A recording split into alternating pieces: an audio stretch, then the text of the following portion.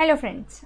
So in our today's session what we are going to do is we are going to understand the valuation of goodwill in case of admission of a partner.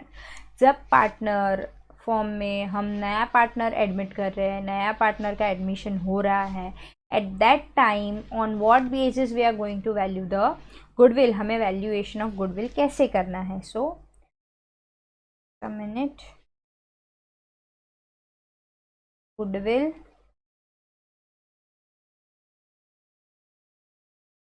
at the time of admission of a new partner. सबसे पहले तो ये goodwill के बारे में मैंने आपको last video में भी एक्सप्लेन तो करा ही था कि भाई नया पार्टनर जब एंटर हो रहा है तो वो गुडविल के लिए क्यों पैसे लेके आएगा. Why he will bring something for goodwill and that thing will be known as premium for goodwill. ऐसा भी मैंने आपको बोला था.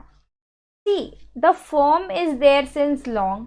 फर्म कितने टाइम से प्रॉफिट कर रही है और नया पार्टनर एंटर होते ही वो प्रॉफिट में से तो शेयर लेने ही वाला है. Profit sharing ratio will be there, bit be very less amount but still there will be PSR, right. Profit sharing ratio will be there.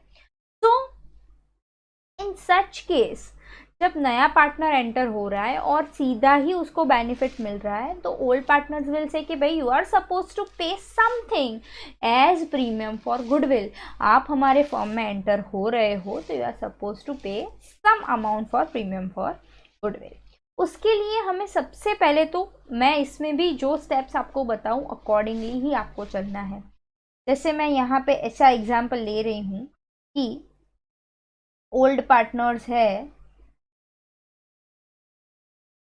Are A and B and the new partner is C, right? So accordingly I'll be writing down the journal entries. मैं journal entries इसमें समझ नहीं है, journal entries के हिसाब से ही हम सारा ledger post कर पाएंगे. See now your whole 11th standard is getting combined in all these sums, right? तो वो पूरा बेस अच्छा होगा तो you'll be able to do it very quickly and easily, right? इसमें सबसे पहले क्या करना है पता है. The step one, very first step is what. Step number one, if there is any original goodwill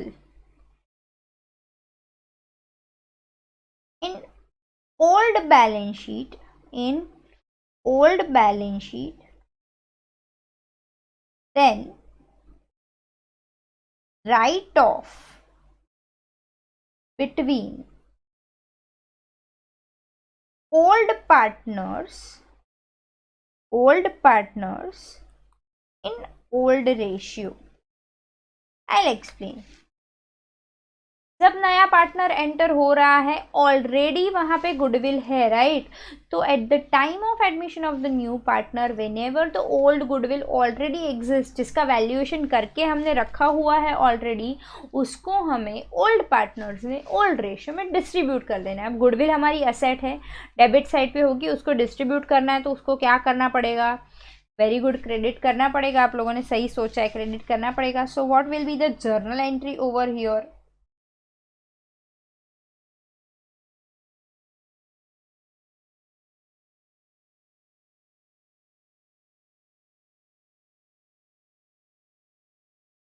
A's account debit, rather A's capital account debit,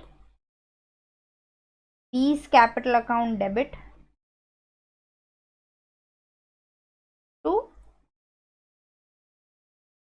goodwill account. I'll be writing it here. Old ratio जो भी है, old ratio उन लोग का जो भी है उसमें हमें क्या करना है, सबसे पहले वो डिस्ट्रीब्यूट करना है. वहां अपना एक पॉइंट क्लियर हुआ कि भाई फाइन, ओल्ड गुडविल थी उसको पहले ओल्ड पार्टनर्स में ओल्ड रेशियो में डिस्ट्रीब्यूट कर दो. Now coming back to the new goodwill, right. Step number to,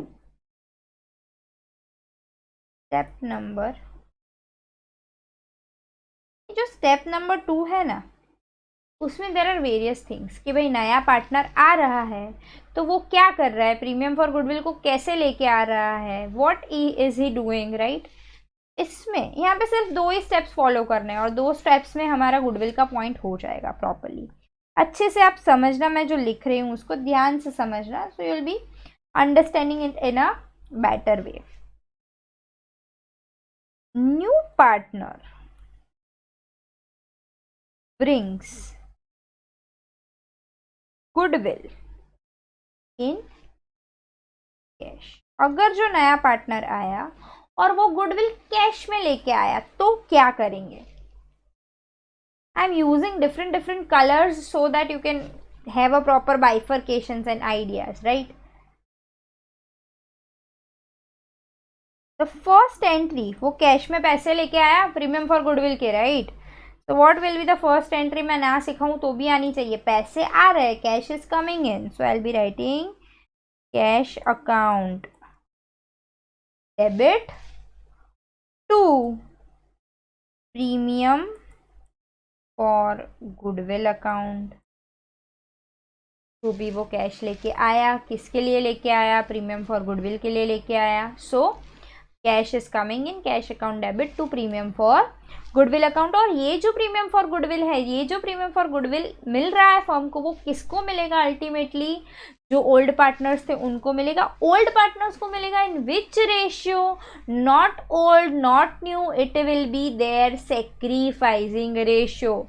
definitely नया पार्टनर एंटर हो रहा है, वो उसके लिए कुछ सेक्रीफाइस कर रहा है, तो डेफिनेटली उसको कुछ ना कुछ बेनिफिट हम देंगे ना, correct. So the second entry would be premium for goodwill account debit to, यहाँ पे ओल्ड पार्टनर्स अपने थे A's capital account and to B's capital account in sacrificing ratio, and we all know sacrificing ratio is equals to what, old ratio minus new ratio, correct। I am just writing it down so that you can recall the same। अगर form में I mean question में कुछ new ratio कुछ दिया ही नहीं है, then in that case old ratio will only be the sacrificing ratio, will see that in the sum, not to worry। now यहाँ पे इतना तो हो चुका, चलो इतना समझ में आ गया अच्छे से। 2 एंट्री में यहाँ खत्म हो जाएगा।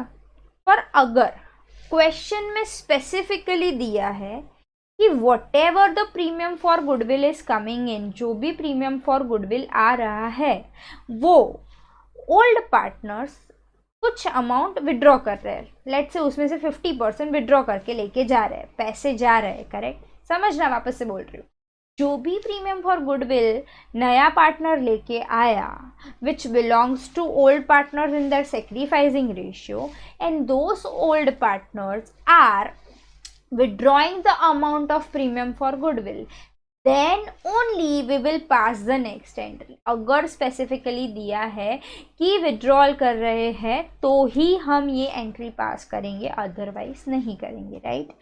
So the next entry would B, if specifically asked, then only you are supposed to write it। third entry would be A's capital account debit, जितना भी विड्रॉ कर रहे हो उतना, B's capital account debit, और क्या जा रहा है अपने फॉर्म में से, कैश जा रही है, so to cash. if specifically given, then and then only। and for my better presentation I am just putting a line over here, you may write properly in your books, for my presentation I have put up a line over here। now अगर मुझे ऐसा बोला है कि new partner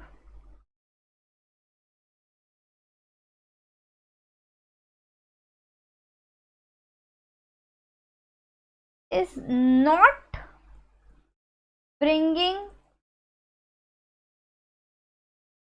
in cash, नया partner cash में goodwill लेके नहीं आ रहा है, not in cash, the goodwill has not been brought by the new partner in cash. तो क्या करना है पता है हमें?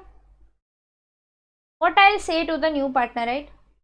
If you are bringing the goodwill, अगर आप गुडविल लेके आ रहे हो तो मैं प्रीमियम फॉर गुडविल को डेबिट करूंगी, right? Here in second entry we have seen premium for goodwill account debit हो रहा है, right? If you are bringing the goodwill, then I'll debit premium for goodwill. But if you are not bringing the goodwill, मैं तुझे ही debit कर दूंगी। I'll debit you only, तेरा account ही मैं debit कर दूंगी। जब तक तू पैसे लेके नहीं आएगा, तू मेरी फॉर्म में डेबिट का डेबिट रहेगा, तो मुझे पता चलता रहेगा कि भाई हाँ, इसके पास प्रीमियम फॉर गुडविल के पैसे लेना अभी बाकी है। So when the partner is not bringing the goodwill in cash, what will be the entry? It will be C's capital account debit. Here it was C, right, in our example that I have written over here. So C's capital account debit to A's capital account to B's capital account. In which ratio? Again it will be in sacrificing ratio. Understood? Whenever the new partner is not bringing the goodwill in cash, will debit him only. So C's capital account debit to A to B. In which ratio? In that sacrificing ratio. Then the next thing is, this lines I am making just and just for my better presentation, हाँ, ताकि मेरा कुछ mix ना हो जाए और आपको सही से दिखे कि मैंने क्या लिखा हुआ है, with a better clarity, right? Now the third option is interesting one. He is bringing partly in cash and partly not in cash. Suppose 50,000 की गुडविल है तो 25 he is bringing in cash and 25 he is not bringing in cash, right? ऐसा हो रहा है, तो क्या करेंगे? हियर आपको दो चीजें देखनी है, समझना अच्छे से। इन कैश वो जो कुछ भी लेके आया, in cash whatever amount he has brought in, उसके लिए what will be the entry? Cash आई, सो cash account debit to premium for goodwill के लिए आई, तो premium for goodwill account.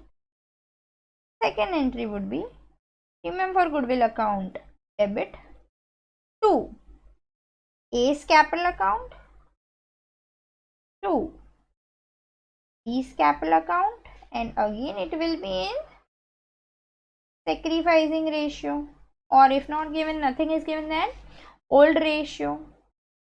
And whatever amount he has brought, not brought rather, he has not brought in cash, whatever amount he has not brought in cash, उसके लिए क्या करना है? Not in cash भी तो है कुछ, right? Partly in cash, partly not in cash, ऐसा बोला है। मैंने आपको क्या सिखाया अभी अभी? तू कैश लेके आएगा तो मैं प्रीमियम फॉर गुडविल को डेबिट करूंगी, तू कैश नहीं लेके आएगा तो मैं तुझे ही डेबिट कर दूंगी, correct? So here the entry would be C's capital account debit to A's capital account to B's capital account, and again it will be in sacrificing ratio, and if nothing is given then old ratio. ये और कुछ नहीं है, ये जो third step है ना, वो और कुछ नहीं है, वो पहले दो स्टेप्स का कंबाइन है, कॉम्बिनेशन है, और कुछ नहीं है, nothing is there that. And the last part,